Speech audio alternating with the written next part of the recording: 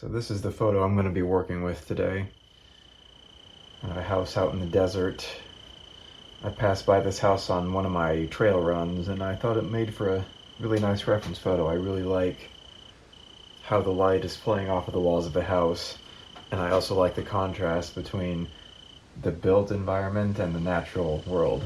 I always like scenes that have those two things combined. So I've got my sketch ready. I'm using Arches Cold Press 140-pound paper, 10 by 14 inches, which is usually the size I paint in. And I've got my value study already done.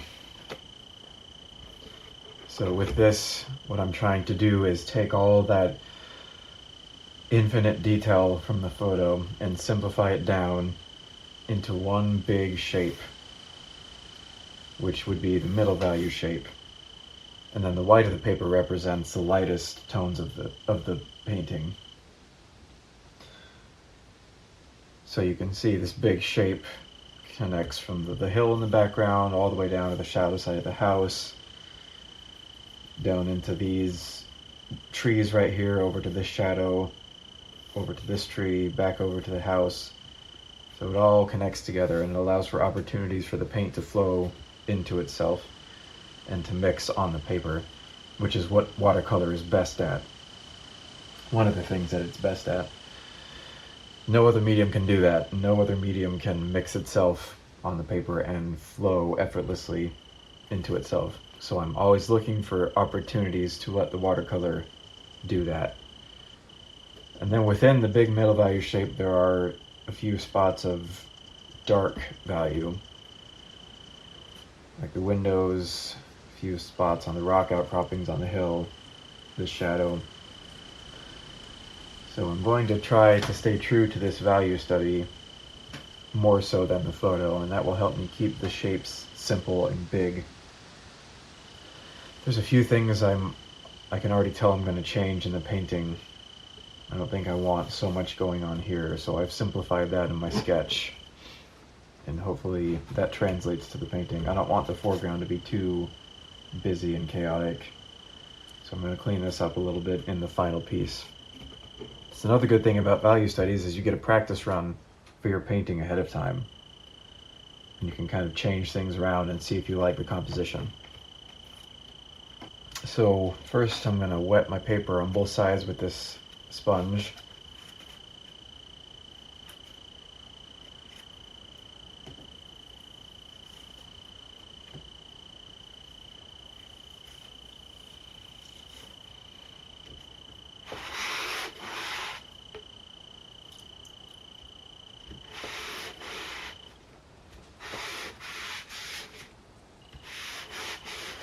Trying to cover the paper as evenly as possible with the same amount of water everywhere.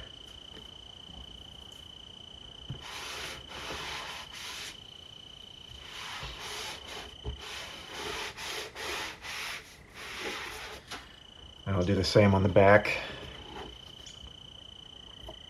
This makes it so the paper lays flat without having to tape it down. It also lets the paper stay wet for a little longer. It gives you more time to work wet into wet without having to use a spray bottle or re-wet the paper as much.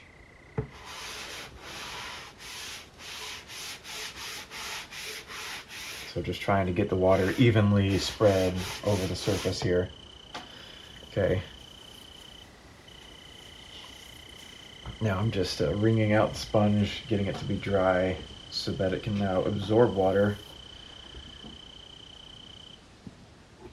And I'm just gonna run it back over the paper, sucking up all the excess water and kind of smoothing it out a little bit. Let me straighten this page. There.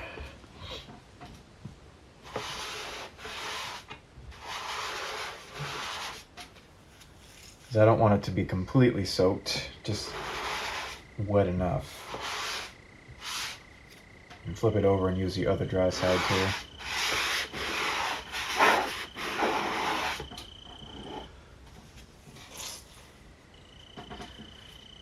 Okay, and if there's any areas I want to be pure white, can take a paper towel and dry those areas off.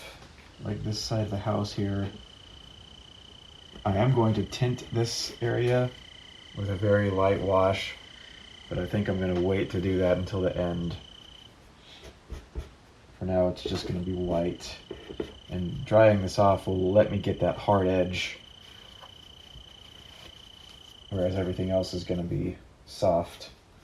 This roof too, I'm going to tint, but I want it to be white at first. This awning right here, same thing.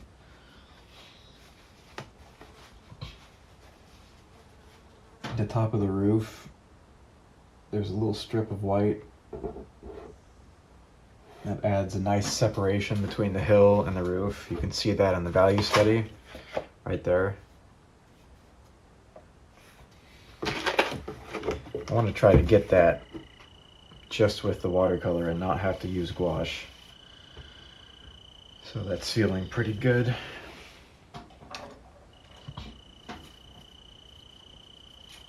So I'm gonna get my big old mop brush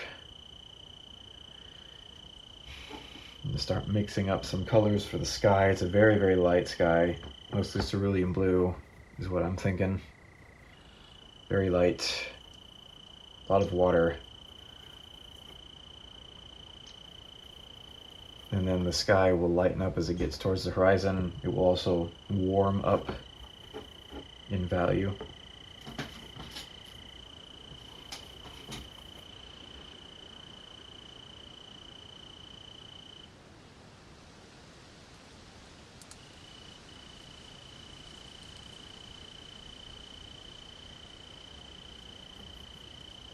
I'm going to drop in just a little bit of that warm color on the horizon.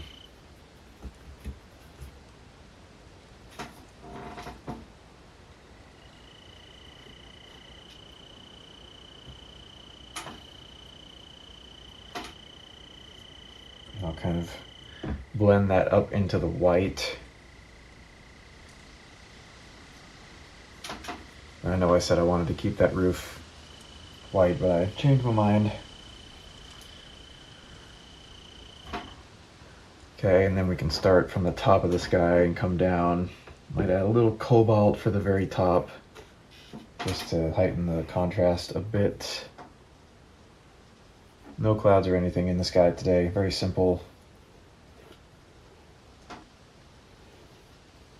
Simple does not mean easy though.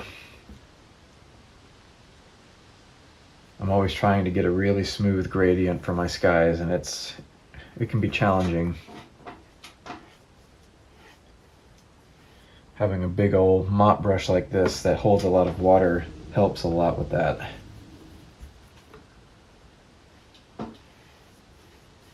I'm painting right through the mountain or the hill in the background, because that whole thing basically will be darker than the sky. There's a few little highlights here and there, maybe.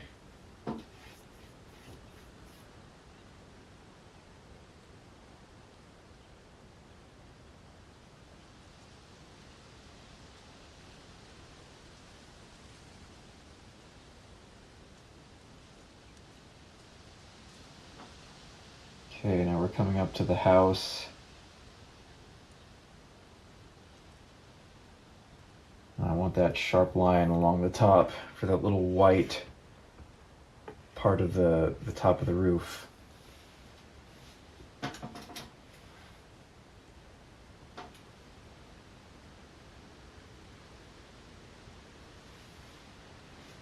we can start dropping in some of the colors for this house, the darker sides, the shadow sides. Just gonna mix up a grayish color. Warm gray. And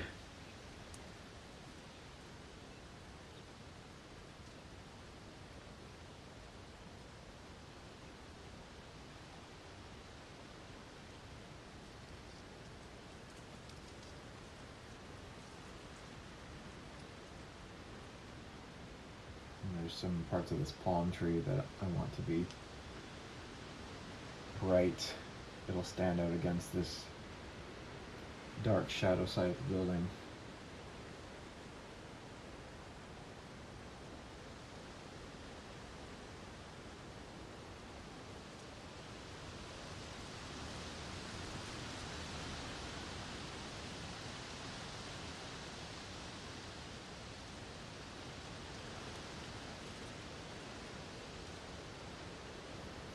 I'm going to mix up some greens for these Palo Verde trees.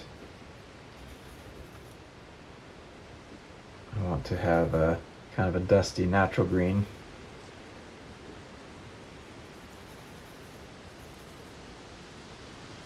I've been into more subdued colors lately, for whatever reason.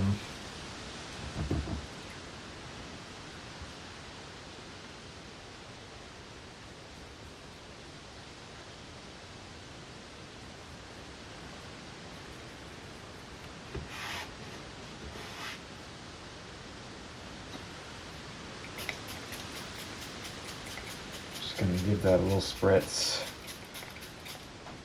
I'm in Arizona, so things dry out so fast.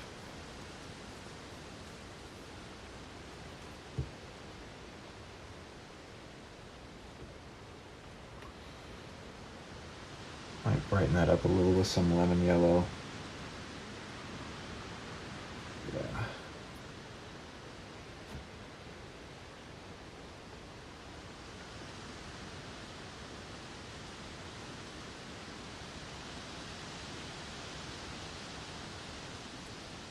Just letting that green mix right into the shadow side of the house there.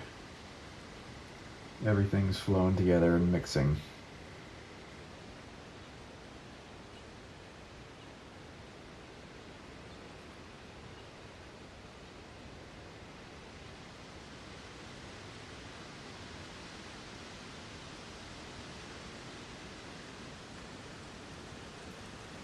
Just drop in some warm colors for the ground. Very light.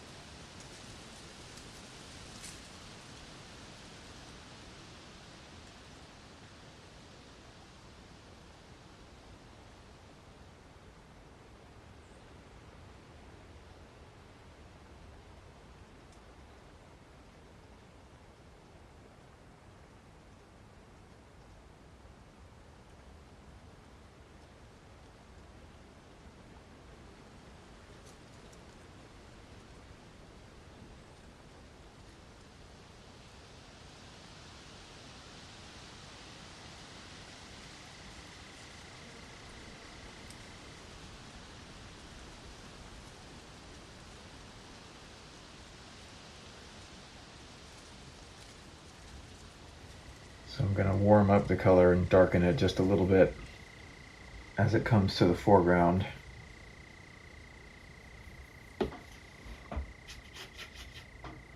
That will help push everything behind it back farther.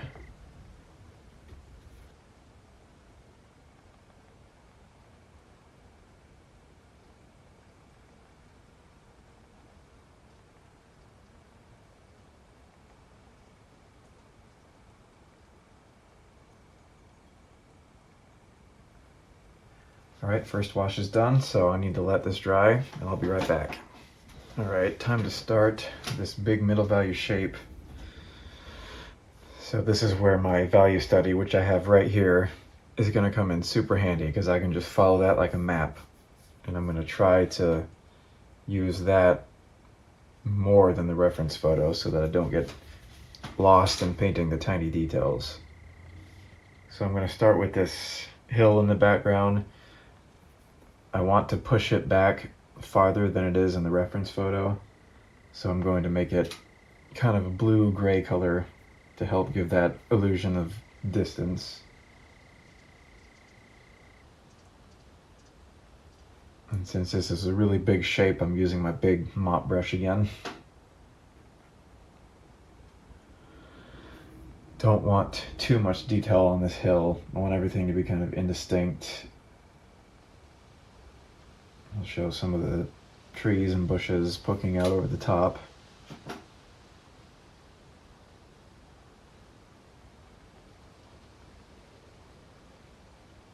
Comes down like that.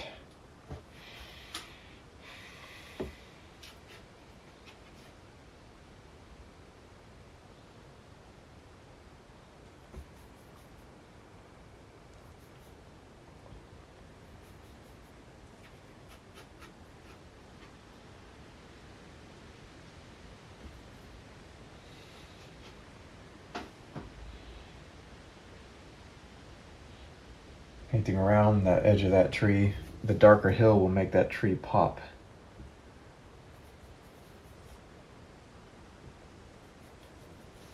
And I'm warming up this gray as the hill comes lower.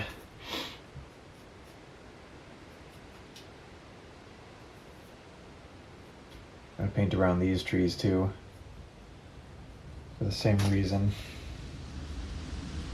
That dark against the light will really make it pop.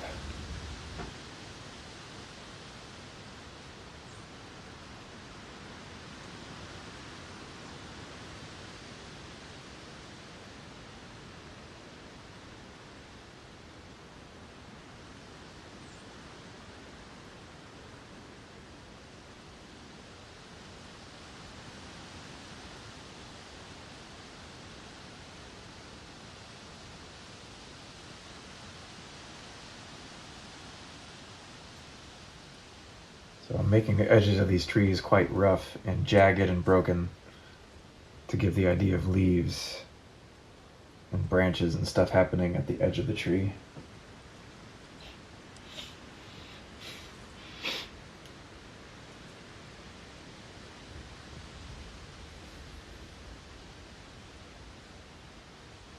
Right, I'm gonna go back and drop in a few areas of dark in this hill, but it needs to dry a little bit first. So I'll start working on these trees behind the house, and then we'll drop right into the shadow side of the house. Gonna darken that even more, even though it's already quite dark.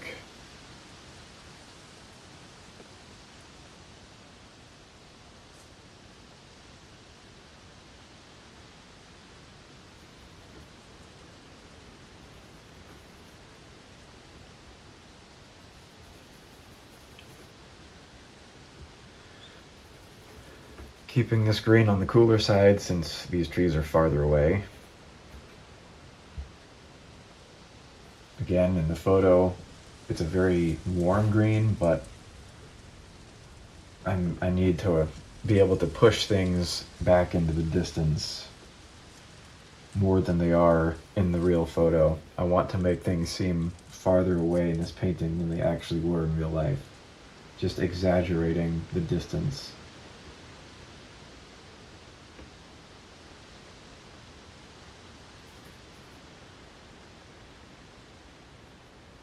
So this green just has more blue in it.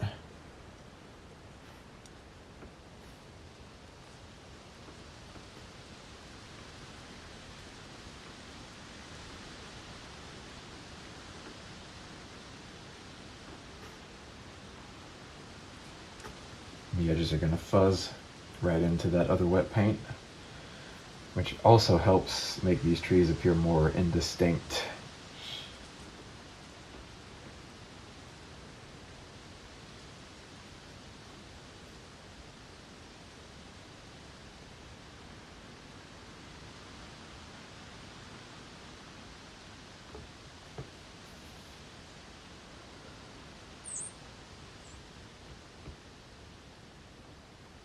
So I'm checking in with my reference photo occasionally, just making sure that I'm on track, that I'm following the map that I made.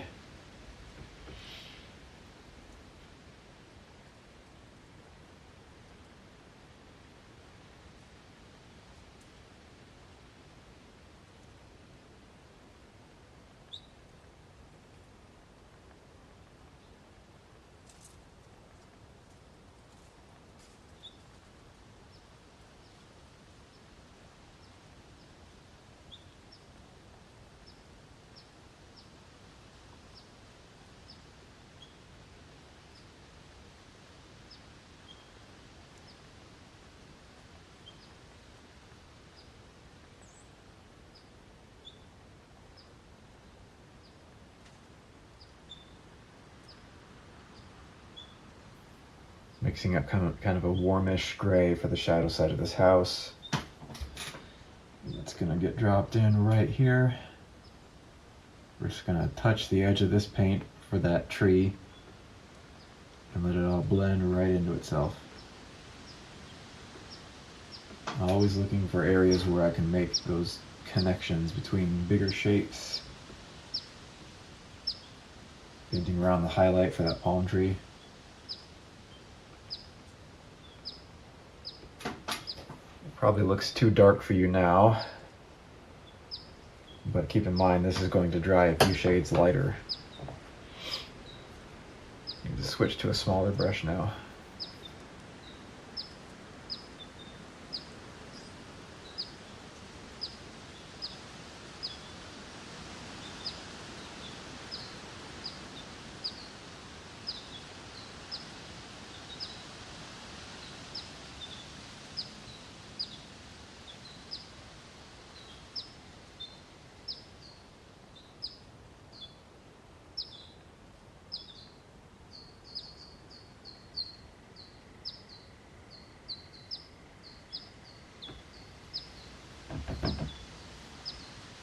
Okay, some nice warm brownish color for the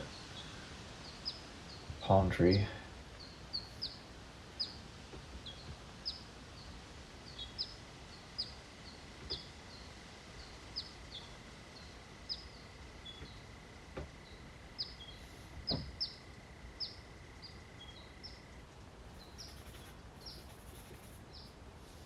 More vibrant green for the top part.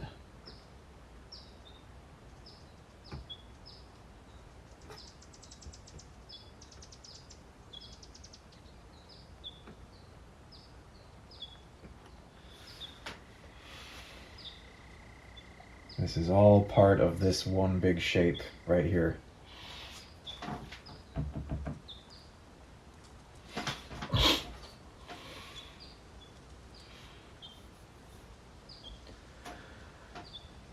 So let's drop in that other shadow over here.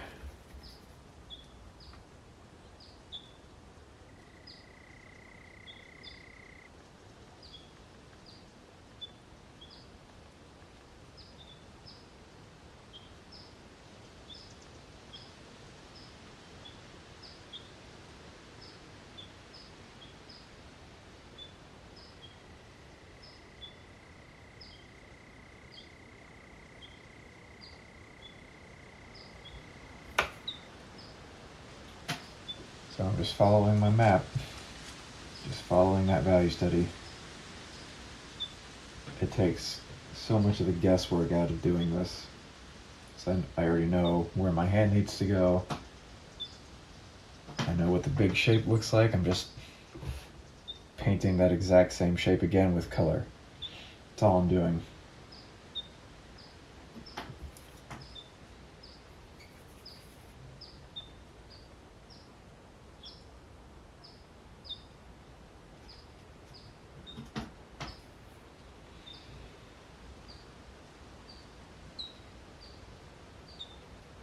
I think I'm actually not going to paint that awning right there. I'll leave some of the highlights just to tell the viewer that there's something there, something's going on, but I think it's a little too close to the edge for me to want to cause too much attention to be drawn to it.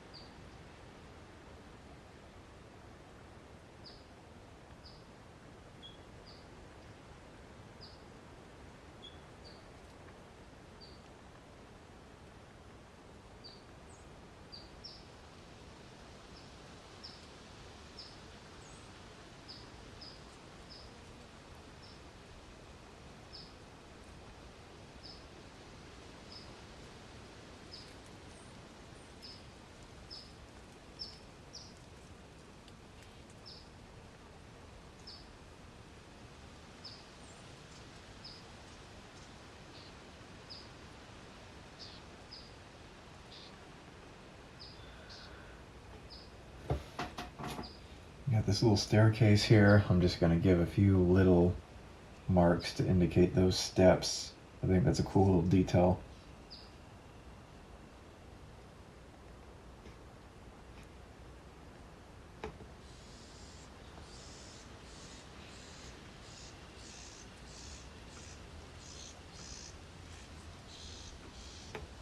I'm trying to paint very loosely and impressionistically, just adding in some splotches for the other side of the staircase.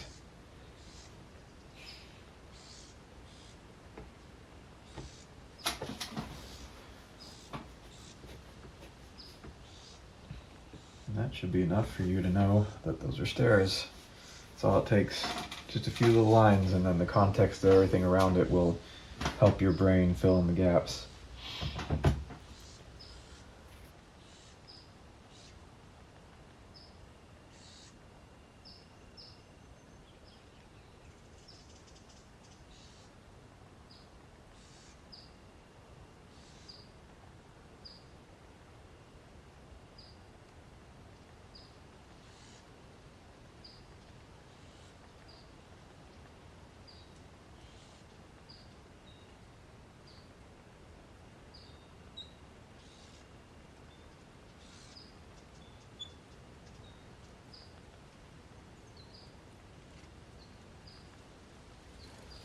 Okay, we're going to drop in the shadow, the cast shadow from that tree here.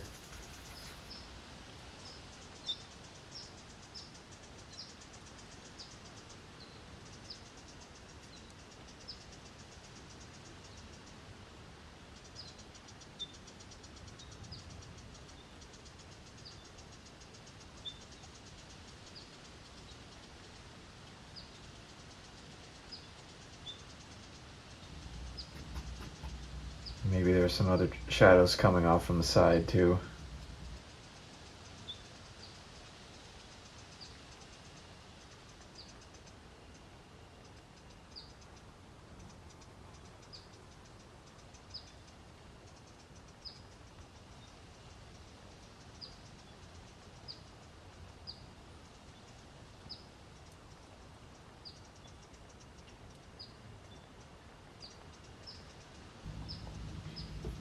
I use some of the same color for these windows on the lit side.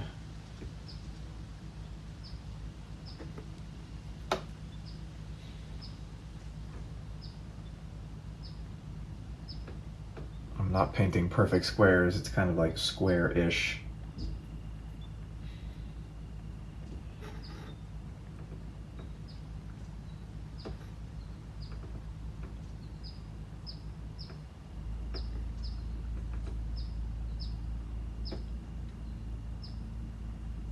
Just a vague idea, those little arches over the windows.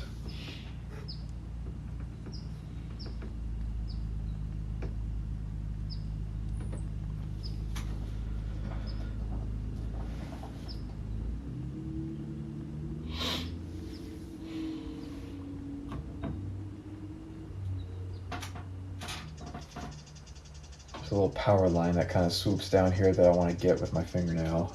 I think it's dry enough to do that. Yeah. Maybe there's two. Just something simple like that, and then I'll drop this in once the background's dry. The power pole, I mean.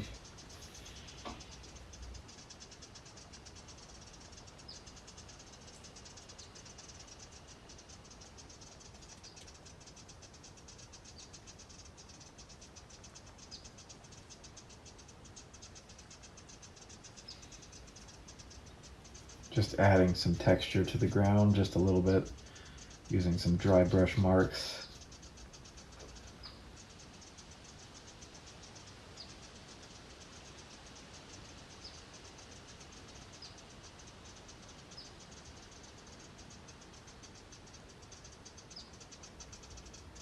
I'm just dropping in a few little random areas of shadow here and there, trying to just create a shape that zigzags up like that to the focal point, which is this area of the house, and then the shadow underneath it, kind of this general area, because I want your eyes to be drawn to that point.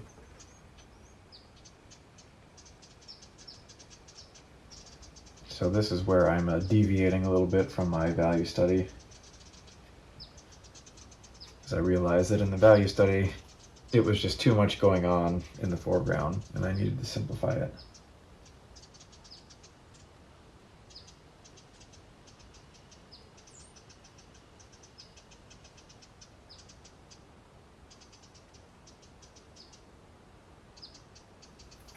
There's some kind of dried dead bushes here and there.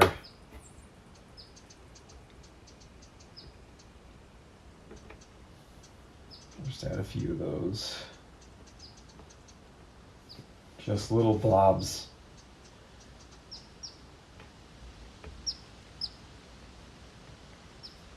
And if there's something that looks like a shadow next to it, that's all you need. You know exactly what it is.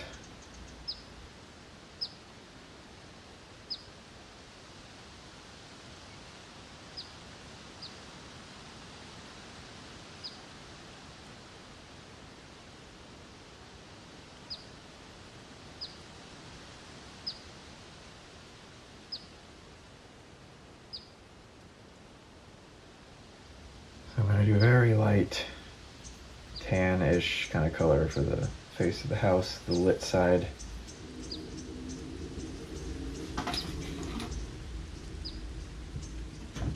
Even lighter than that.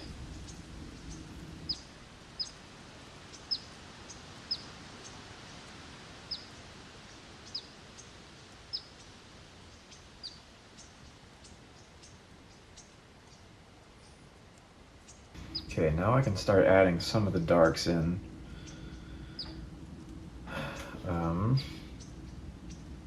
Probably into some of these trees while they're still wet. Maybe just a few areas on the mountain.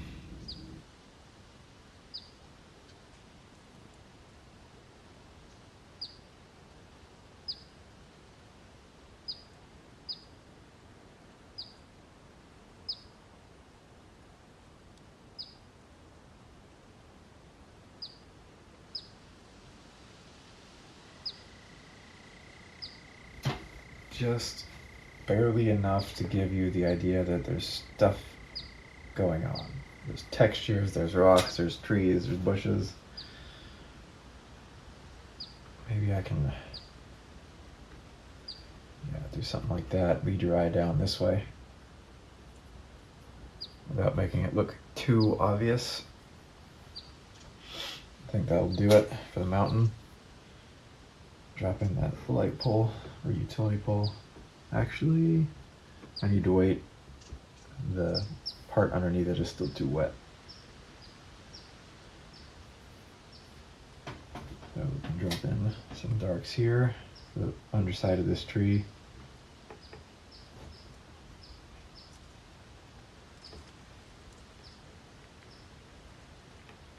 Giving it a little more volume.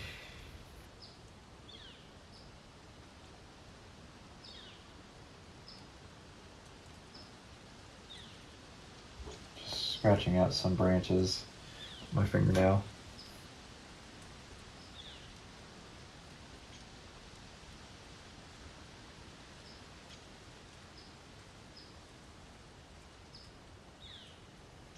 Giving a little more texture on this palm tree.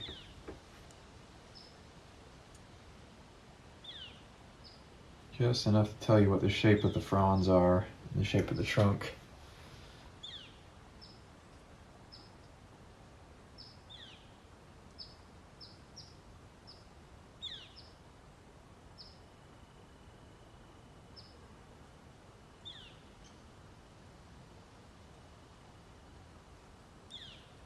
So I want to sharpen up the top of this shadow, and it also needs to be darker.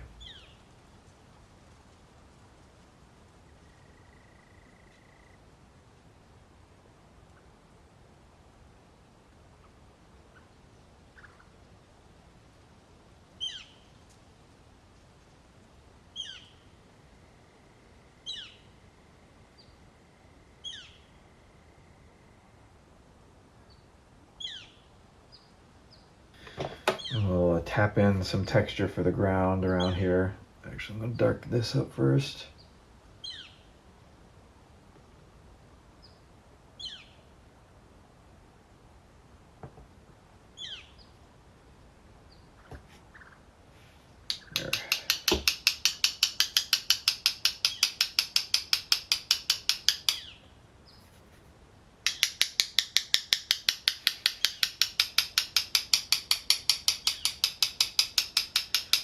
This is really good for getting a sandy, gravelly look.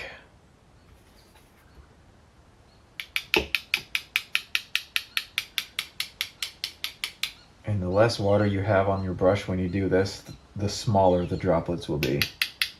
And the more water you have, the bigger the droplets will be.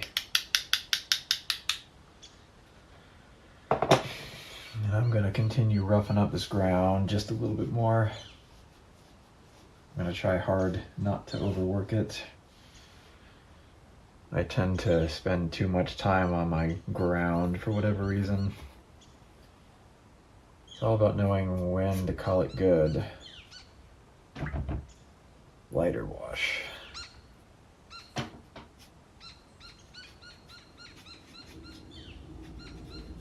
want to add texture, but not so much that it detracts from this big shape.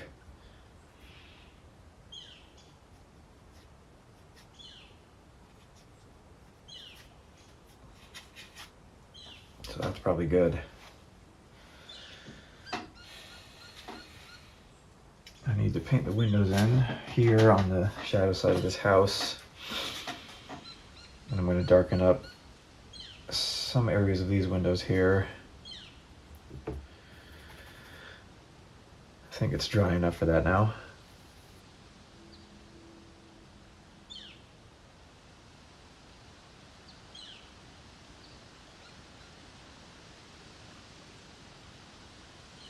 So at this point, I'm basically just drawing with my brush. So I can no longer see the pencil marks I made, but I put them there anyway because it's good to practice where things are going to go.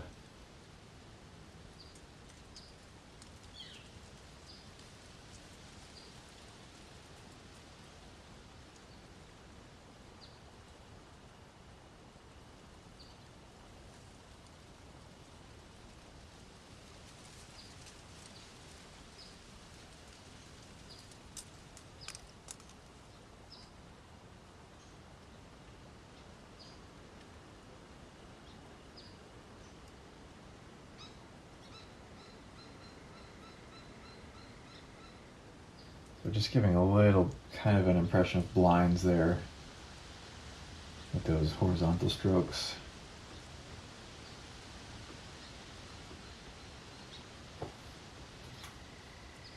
Just little variations that add some interest.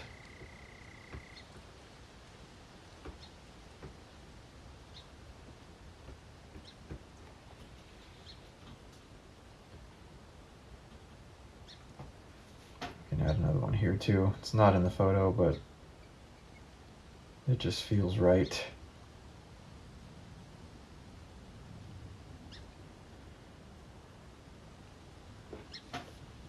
You can change the photo however you want because my goal is not to copy the photo, it's to make a painting.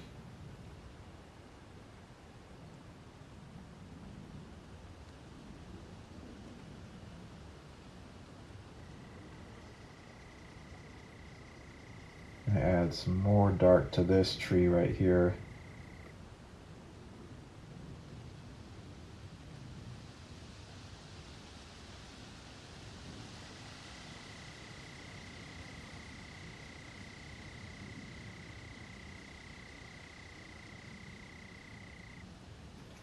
Just adding a little bit of texture to these trees on the side, not too much.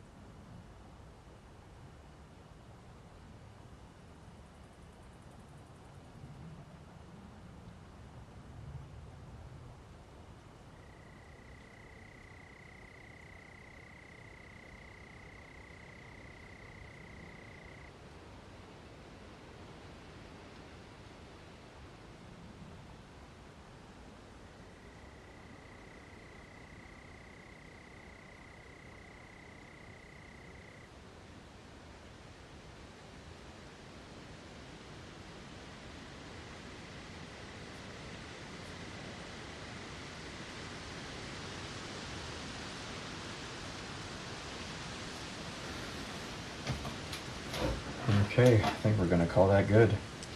Thank you for watching. I hope you learned something, and hope to see you on the next one.